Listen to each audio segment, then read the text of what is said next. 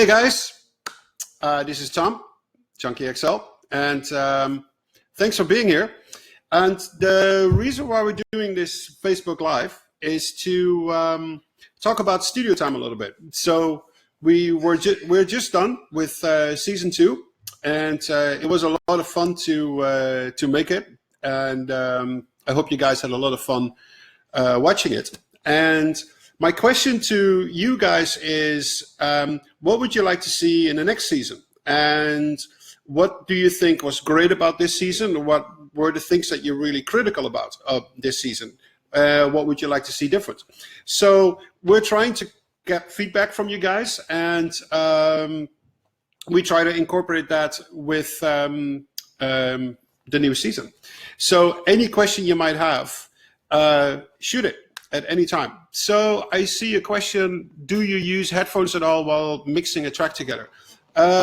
Yes, I do use headsets, but not all the time. I usually work on speakers, and then usually at night I print an MP3 of what I have, and then I listen to it a couple of times on the headset on my laptop, and then I make a couple of notes, and I'll work on that the next day. Another question, an episode how you do a spotting session would be splendid. Okay, that's a good question.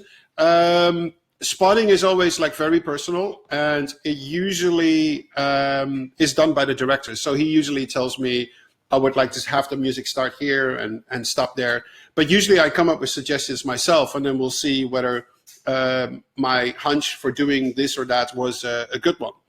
Another one is an episode on tips on surround mixing. That's a good one too. Even though that is hard to do when you work in stereo, obviously, because you need to actually hear it, what's going on. But it might be good to give to do an episode with tips and tricks that you can do. Let's see.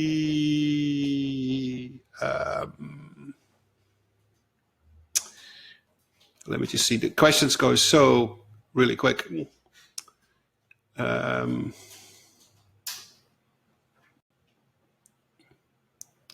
episode on transitions between sections in the track, please. I think we have that covered in a couple of episodes where I take a whole cue, and I basically talk through the whole cue, how it starts and how it goes to the next section and the next section. And there's a lot of transitional work in there. This season there was one big scene for Batman versus Superman, 4 scenes for the Dark Tower, and 2 more on string writing. So maybe you want to see those and see if that's what you meant. General question. Your first work I came across was in Forza Motorsport 1. What was your inspiration on making those? Oh, that's a long time ago. That's like somewhere in the early 2000s, I think. There was a friend that I had that was working at Microsoft, and he wanted a score that was very heavy, based on stoner rock, basically. And I'm a big stoner rock fan, and I used to play stoner rock guitar. So he asked me if I wanted to have a look at that. And I worked together with a couple of really great session players and drummers, bass players, guitar players to put the whole thing together. It was really a lot of fun how to do that. How do you work with orchestral score notation? Question mark. So there is an episode on Ask Me Anything that goes about notation and orchestrators. So the way that I program my strings and my brass and woodwinds, and you can see that in some of these episodes where I talk about complete cues. I almost write them in the sequencer in Cubase, almost like it's been written on paper. So I write for the first violin, and then the first violin divisi, and the second violin divisi. So when that goes to the orchestrators, they basically take all the individual parts and they're distributed to the right liners, and pretty much that's it. I mean, there needs to be some cleaning up. Sometimes there's a discussion with the orchestrators. Maybe we should do this or that, maybe distribute a little bit more of the first violin to the second violin or vice versa. But if you see that episode, you will see how that's being done with the orchestrators. In your mock-up, what is your go-to woodwinds? There is the woodwinds that I like at this point. It's funny enough is a really old library. It's one of the earlier libraries that East West released. Also, ADO has a really great woodwind library in Spitfire too. So those are usually the ones that I use. But I have a couple of private ones that I recorded myself that I use a lot. So it depends on the style that I'm working on. Let's see what else is here.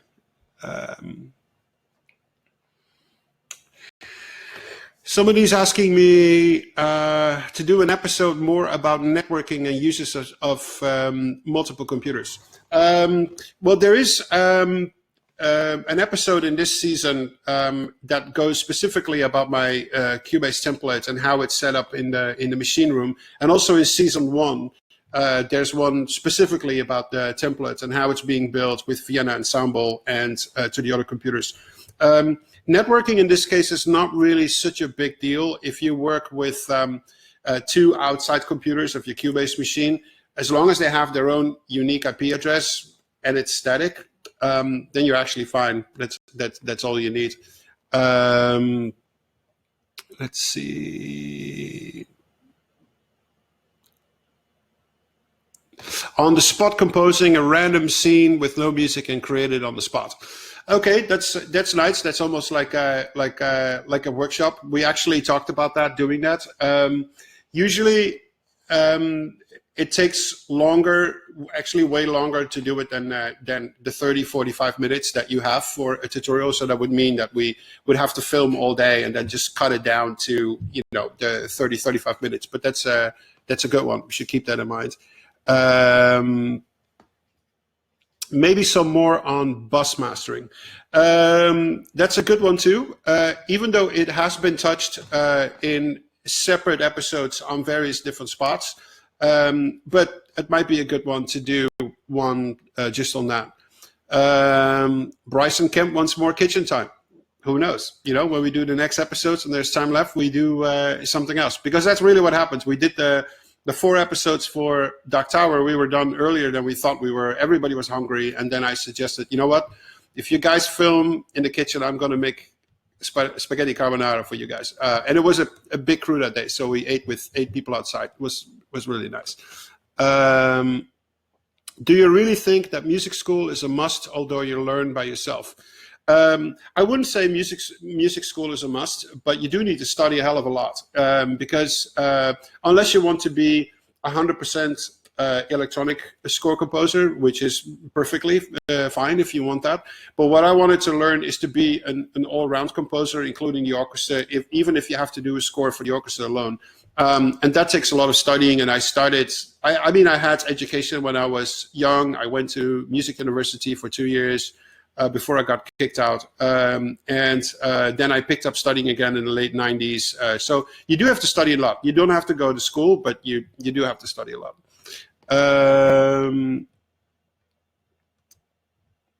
How essential do you think music theory is for film composition? It's somewhat similar to what just was being asked.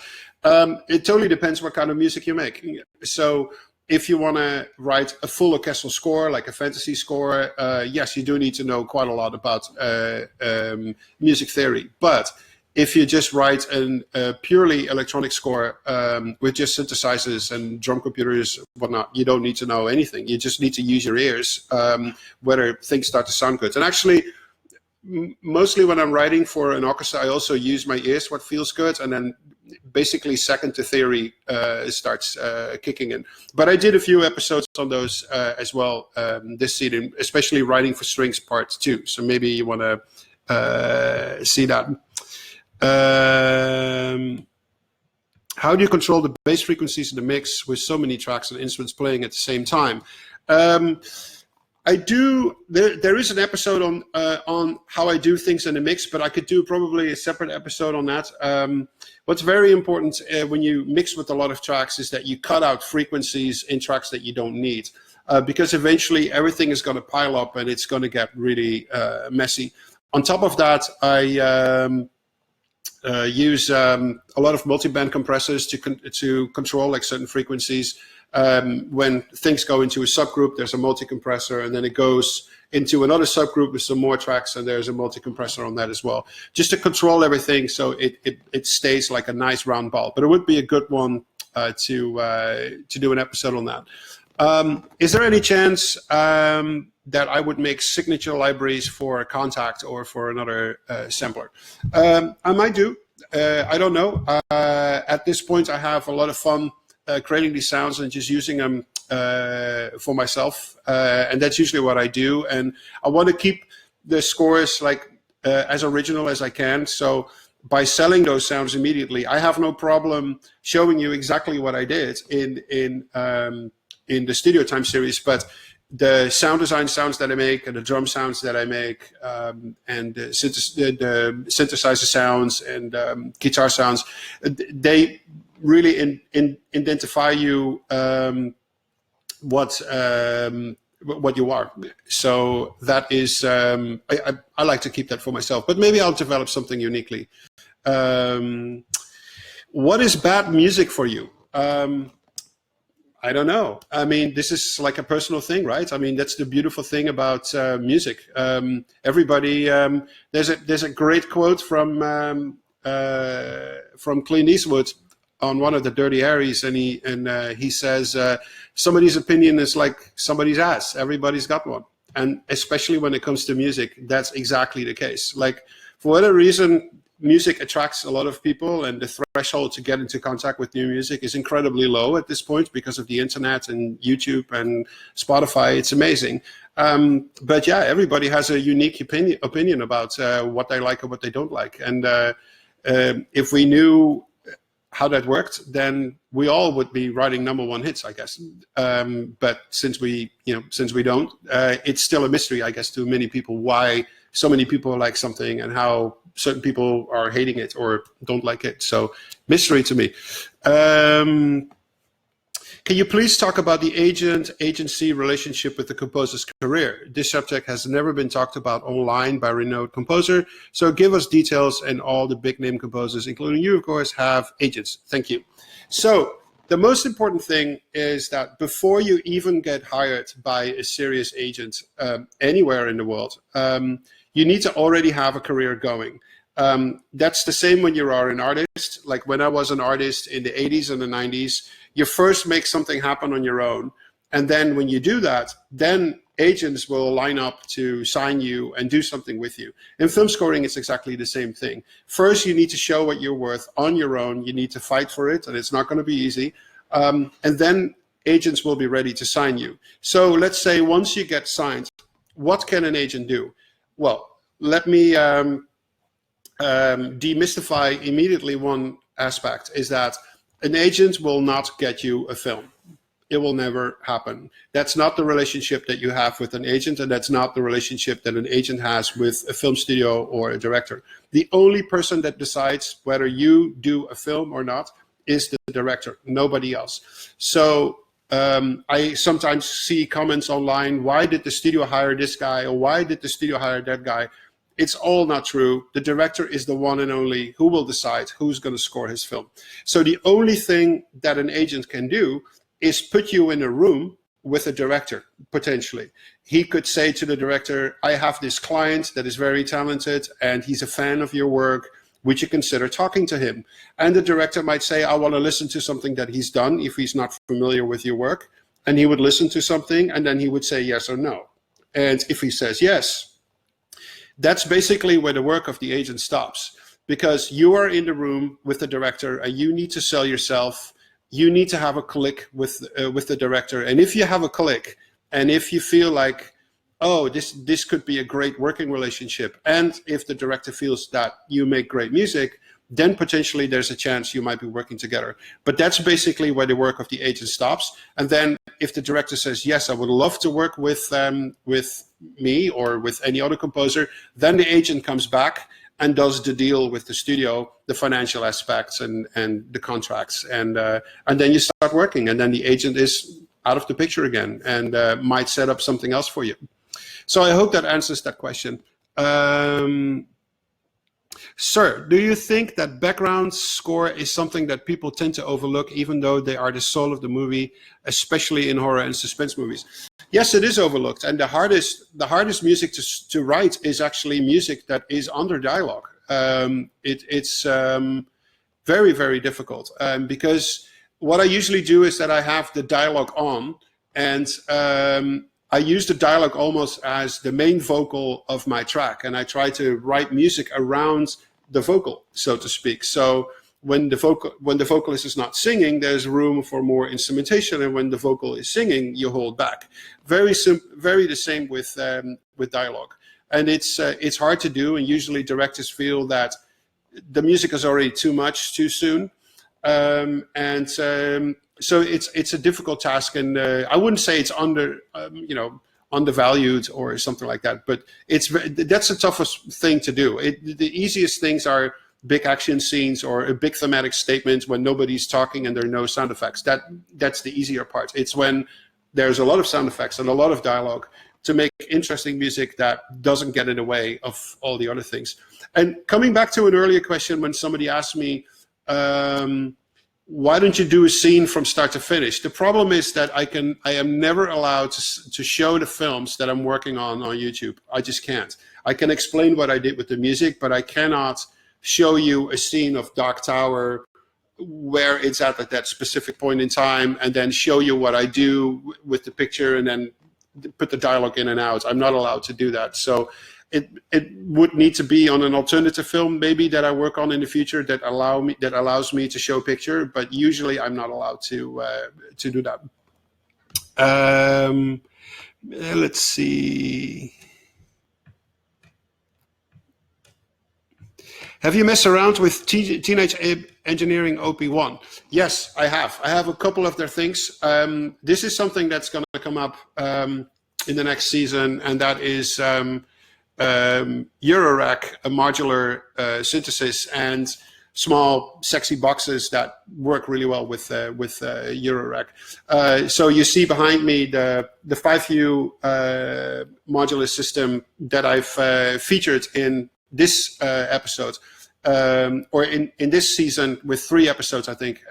So we didn't have time to do everything in 1 year. So next year we're going to focus on the Eurorack modular wall, and to show what you can do with that, and then we compare the difference between the 5U walls. Let's see. I wanted to ask after the screening of Score, but could you tell me you were trying to leave? You have an MEA and getting your story okay. With Hans, how do you get? Okay, let's see. So yes, I would say the most successful way to become a composer yourself is to actually assist another composer. It could be anybody that's working in the business. It doesn't need to be your favorite composer. It actually is better if it's the composer you hate the most, maybe, because you might learn more. And that's the way to do it. Just to work with somebody for a couple of years, see how that person works, see how the meetings are going, feel the dynamic in the room. Those things are like very important. And yes, it's not easy to get an internship. It's a hard selection process, and obviously everybody picks out the most talented young and the brightest, that are out there to help you out. Because you also want to make sure that if I were to pick somebody, I want to pick somebody that I feel is very viable to actually have an own career. So for me, that's very important. Let's see. What percussion VST do you recommend? Well, they're amazing. It depends what kind of percussion, obviously, you're talking about. When it comes to drums, there's all these really great drum plugins out there. I think there's BFD, and then there's Virtual Drummer this and Virtual Drummer that. I mean, there's so many amazing plugins out.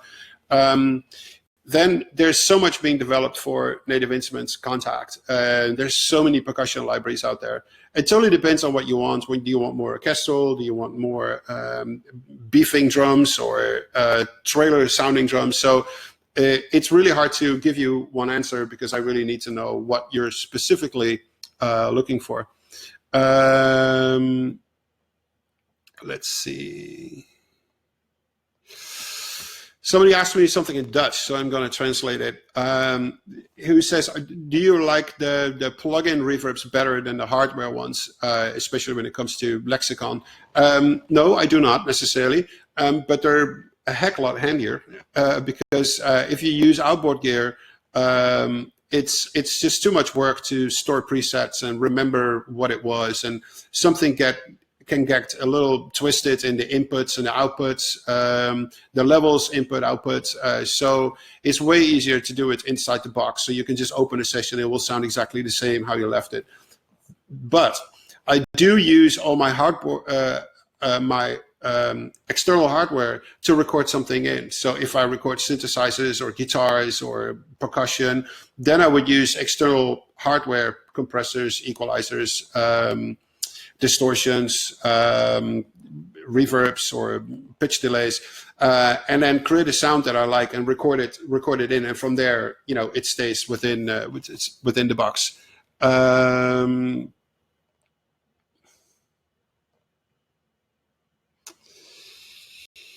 What is the most defining element of your composer's process that has changed over the year? Actually, I would say over the last years, in the beginning, when I started, I would come out of a meeting or I would get feedback from the director, and then immediately I would start working and just go really, really quick, do something. And now I find actually that I usually now tend to step back for a little bit and just process what this person just said to me and just think about it for a little bit before I start working. Because sometimes when somebody says something to you, that's not necessarily what he meant. There might be a message underneath that is way more important than what he actually said. So if somebody gives me 15 notes on a cue that is a 1.5 minute long, he might potentially mean, I don't like the whole thing, you should do it again, instead of fixing all these 15 small notes in that piece of music. So simple example, but so now I tend to actually step back from it, think about it a little more, and then go back in and do it. Let's see. Do you think we're hitting a creative wall? Everybody might already been used so far. Okay, I'm not sure what that question meant, but yeah, everybody is hitting a creative wall at a certain point. And if you keep learning, you grow in your process. And if you hit a creative wall, you're going to fall back on things that you are comfortable with and that you know. And since you're growing, also the things that you know that you fall back on are going to be better than those of a year ago or 2 years ago. So even if you have a writer's block and you fall back on things that you know, you will also see in retrospect that is growing too. And yes, everybody has a writer's block. Nobody is a machine that can go to work every day for 40 years in a row and be inspired every day. It's impossible. Everybody has days or weeks or months that are terrible, horrible, and you don't know how to get through them. But eventually you do. And the more you have these writer blocks, the more you recognize them, that they're coming. And then instead of panicking, you're just like, oh, there's another one. And then you decide not to work for a day or 2 days. And then everything is going to be fine after that. What do you think about the new style of film music? Do you miss huge and memorable themes, like, for instance, Star Wars? Many in modern Hollywood music is just about rise and hit, and some not necessarily memorable themes, which you can connect with the movie. Now, questions asked by Thomas. Really good question. The problem is that this has nothing to do with what the composer wants. this has a lot to do with what the director wants. And a lot of directors that I've worked with don't want a theme like Star Wars. They simply don't want it. And so that's a very simple answer, actually. So a lot of these directors feel that music should be very minimal. It should not attract any attention to itself. Boring, if you will. So we get through the scene, but nobody is really thinking about the music necessarily or feeling the music. And this is like a style of filmmaking that has been, I mean, there are a couple of time periods where those things happened. It happened in the late 60s and into the 70s. I mean, in the 70s, like nobody wanted to use the orchestra anymore, like nobody, until John Williams did Star Wars, and then the orchestra was hip again for a little bit, and then it tended to disappear by the end of the 80s into the 90s, and then it kind of came back again, and now it's like on another high, but it's also disappearing a little bit because there's so many movies that don't use the orchestra at this point. So it's a very interesting style, and you will see this is like waves that come back and disappear. So it's a style of filmmaking, and it totally depends on what the director wants in conjunction with the studio. Would love to hear you talk about your balance with your career and family. How does that work for a professional composer? Well, I work from home, which means that I can walk out of that door and just be straight into the kitchen, and I can hang with my kids or talk to my wife or hang with friends and have a couple of beers and then come back and then start working again. So that for me is essential to make it work. If I were to have a studio outside of my house and I had to drive there every day around 4 or 5 in the morning and come back 8, 9 at night, that would not work for me, and I would, yeah, that would not be ideal.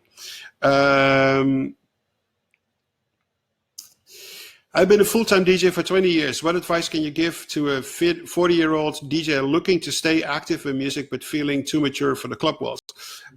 Well, good question. I think it doesn't matter what you do. The world is changing, and music will be changing, and culture will be changing, and it's all about adapting to new possibilities and new technical advances that we're making, and try to embrace them and see if you can branch out with the work that you do. I think the days are over where, for instance, if I'm talking about my dad was working as a gas heater instructor, like in the early 60s in Holland, and in that time period, you could almost have the profession for 30, 40 years with no changes. But we're living in a completely different time periods. I can't figure out one type of profession that you would start on right now, and that profession would guaranteed be the same for the next 60 years until you retire. I cannot imagine what profession. I think when it comes to medicine, when it comes to law, when it comes to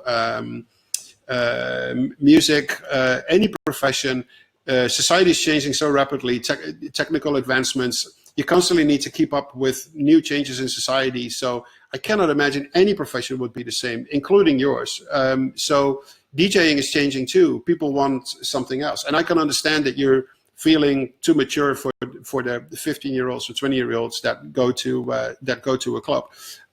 So I would think into other branches where you could use your talent in a smart way.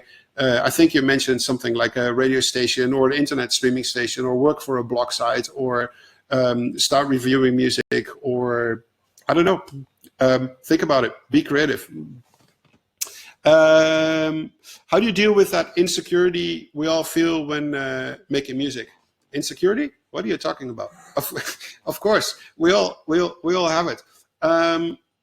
But insecurity is good, but when insecurity leads to fear and anxiety, that's not good, because fear and anxiety are the worst voices in your head to tell you what to do. It's not good. But insecurity is good because it puts you on edge, which means that you feel you need to deliver and you need to be special in what you do and unique in what you do. So that is good, but it can never lead to anxiety and panic or fear, because that's terrible. And how I deal with it is that if it gets too much at times, I just take a break and then I make some food in the kitchen, or I take the dog for a walk, or I decide not to work the rest of the day and just hang out in the yard and drink some wine and just chill out, and then see how I feel the next day. But in general, I would say for me, it actually creates a stimulus that keeps me on edge, and I think that's important, because when you feel comfortable in everything that you're doing, you're gonna fall asleep eventually, and nobody's gonna like the music that you write when you're asleep, really. Let's see. Love the guitar on Mad Max. Do you enjoy playing guitar, or is it just a sample? No, I recorded all those guitars. I love playing guitar. There's always a guitar in the studio, one or two or three. It's just my second instrument that I really started playing in my teens. And I still love playing it. I have many different pedals. There's actually a Studio Time episode about all my basses and guitars and all the pedals that I have. So maybe you should watch that and see if you find that inspiring. Do contact strings sometimes make it to the final score, or does everything get orchestrated in the end? Pretty much everything gets orchestrated in the end, and we record everything. And then, depending on what type of movie it is, you will just be hearing the strings that are recorded, or a slight mix of it. What does happen sometimes, and that happens on Fury Road on 2 Qs, where the live orchestra was playing in the final mix, and then George said that he liked the demo version better for whatever reason. And so for those 2 Qs, he decided to go with the sample strings instead of the live strings, because he liked them better. Let's see. How do you manage ideas, sound, style yourself to make something unique for each project you got in a small amount of time? Well, this has a lot to do with experience as well. When I was young, in my early 20s, I wanted to do everything, and I wanted to be good at everything. And I quickly found out that is not going to happen. You know, you can't be good at everything. You're good at certain things and not as good as other things. And you can mask that, the fact that you're not as good at certain things, by not going there, or even if you have to go there, you mix it with elements so it's not as apparent. So for instance, when it comes to drum playing, bass playing, and guitar playing, I'm a decent player. I'm not fantastic. I mean, I'm not a shredder on guitar or super fast jazz playing. I know my scales, but I'm not super good. But up to a certain level, if I play and I'm super comfortable playing, then it sounds like I'm the best player in the world, because I play it with so much conviction. And the same is with drums. There are a lot of things I cannot play on drums, but the things I can play on drums, I play them with so much conviction that it sounds like you're the best drummer in the world. And I think that's key to what you're doing. And for me, that starts to develop a style.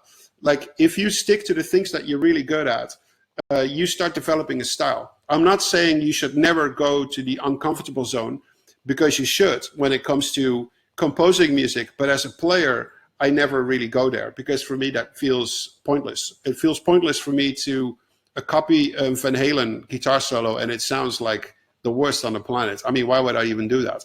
I would get somebody in who would play that.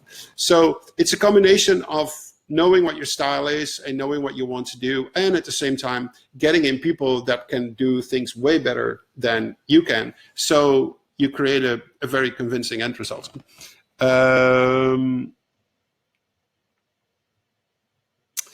Is there a skill you have now, or some knowledge that you have gained over the years that you wish you'd worked on or known a lot earlier in your life? Well, you know, a thing that I rarely do is beat myself up about things that I should have done in the past, because obviously I didn't. It's never going to change my situation right now. I can only get into a bad mood by saying, oh, I wish I did this when I was 15 or 16. I mean, I didn't. But I would rather look at it from the other side and count my blessings where I am at this point in time. And that is that I feel blessed that because I did so many things in the last 35 years, that I've gained a really nice collection of knowledge that I can use right now for film scores. So for me, it's hard to say like, oh, I wish I did this or I wish I did that, because I usually don't go there. I just live in the now, and I want to realize what I'm capable of doing now, and also realize what my weaknesses are, and then I can work on, because that's future. I can work on stuff that happens in the future. I can't work on anything that happened already in the last 35 years. So, blah, blah, blah, blah, blah. How did you study English? Please give me a tip to study English for a music business. Thank you. Well, in Holland, English is part of your school program from very early on, like really early on. So most people from Holland speak like 3-4 languages. And when you then move to England or to America, you have a set of, words that are good enough to make yourself explainable to other people. And as I live here for 15 years, and I've been working with people from England since the late 80s. So, we're talking 30 years or so. You pick up a lot of new words, and you ask, so what does it mean? And what's the best way to say it? And so I would say, do like a basic course. I can't pronounce your name, but I'm sure you come maybe from India or Pakistan. Do like a solid course of English so you can go by. And then when you get here, you pick up so many new words, and people will help you to explain what you're trying to say. So, and then things go, way easier from there. Would you ever work as a producer on an album for another music artist? Yeah, who knows? I mean, I've done that a lot, obviously, in the past, when I was still an artist and a producer. Who knows? I mean, I would not do something that probably would take 6 months out of a year, because I want to keep working on film scores. But who knows, if there's like an interesting opportunity coming along, I would definitely consider it. Could you show us the process of creating and mapping your own samples in Contact? That would be a good episode to do, I guess, for studio time. It's actually not that hard. We don't use really complicated scripting in Contact, even though you can. And you can find a lot of these scripts actually online. There's a lot of blog sites that offer great scripts, how to do this or how to do that. But yeah, I mean, like, it's what we do is like, or we grab an instrument, or we make an instrument, or we take a synthesizer or something else, and we sample the heck out of it, and then we start compiling all the samples and process them and just making them sound good, and then start building an instrument, play it, and then see if it feels good, and then alter it and change some more stuff about it. So that might be a very interesting tutorial.